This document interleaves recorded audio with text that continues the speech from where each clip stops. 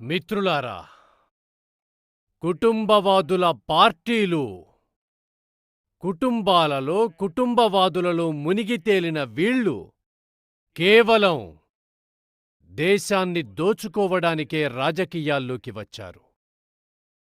వీళ్ళెప్పుడూ దేశానికి మంచి చేసే ప్రభుత్వం గురించి అస్సలు పాటుపడరు.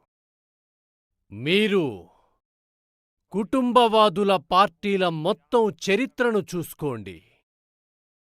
దేశంలో పెద్ద కుంభకోణాలు ఎన్ని జరిగాయో వాటన్నిటి వెనుక ఏదో ఒక కుటుంబ పాలన పార్టీ ఖచ్చితంగా ఉంటుంది. మీరే ఆలోచించండి. మీడియా మిత్రులకు కూడా నేను హోంవర్క్ ఇచ్చి వెళ్తాను. బాగా ఆలోచించండి. దేశంలో లక్షల కోట్ల రూపాయల 2G స్పెక్ట్రమ్ కుంభకోణం జరిగింది. అందులో ఎవరి పేరు బయటకొచ్చింది? ఢిల్లీ దర్బార్ సంరక్షణలో ఉన్న DMK కుటుంబం చేసిన పనిది. దేశంలో నేషనల్ హెరాల్డ్ కుంభకోణం జరిగింది. ఎవరి పేరు బయటకొచ్చింది? కాంగ్రెస్ యొక్క అతిపెద్ద కుటుంబం, కాంగ్రెస్ పార్టీని నడిపించే కుటుంబం, వాళ్ల పేరొచ్చింది. దేశంలో బోఫోర్ స్కామ్ కూడా జరిగింది. ఎవరి పేరొచ్చింది? అదే కుటుంబానిది వచ్చింది. బీహార్లో ఇంత పెద్ద భారీ కుంభకోణం జరిగింది. నేరస్తులు ఎవరని తేలింది. బీహార్లో ఉద్యోగానికి బదులు భూ కుంభకోణం జరిగింది. ఎవరి పేరొచ్చింది?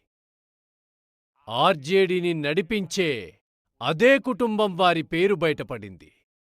ఈ కుటుంబవాదుల అవినీతిపరుల వేటే మన తెలంగాణలో కూడా జరిగిన విషయం మీకు తెలుసు.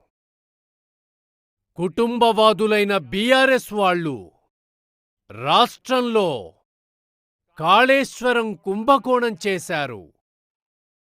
ఢిల్లీలో జరిగిన లిక్కర్ స్కామ్లో కూడా కట్ కమిషన్ తినేశారు. అందుకే కాంగ్రెస్ కానీ బీఆర్ఎస్ కానీ వాళ్ల నుంచి ఎంత తప్పించుకుంటారో, వాళ్లని ఎంత దూరంగా పెడతారో అదే దానికి మందు. అందుకే 13 మే నాడు మీరు ఓటు వేసే రోజుని గుర్తుంచుకోవాలి. బీజేపీని గెలిపించాలి. బీజేపీని బీజేపీని బీజేపీని బీజేపీని మీరు తెలంగాణలో బీజేపీకి ఎన్ని ఎక్కువ సీట్లిస్తే నా శక్తి అంతలా పెరుగుతుంది.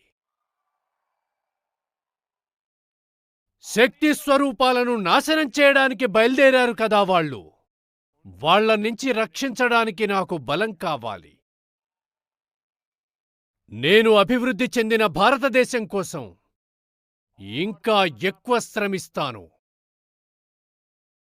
మీకు నమ్మకం ఉంది కదా? నేను శ్రమిస్తానన్న దానిమీద మీకు నమ్మకం ఉంది కదా? నేనెప్పుడైనా కష్టపడడానికి వెనుకాడానా? నన్ను నేను త్యాగం చేసుకుంటా. అలాగే పదవులను పట్టించుకోకుండా కేవలం మీ బాగు కోసం ఏది అవసరమో ఆ నిర్ణయాలు తీసుకుంటాను.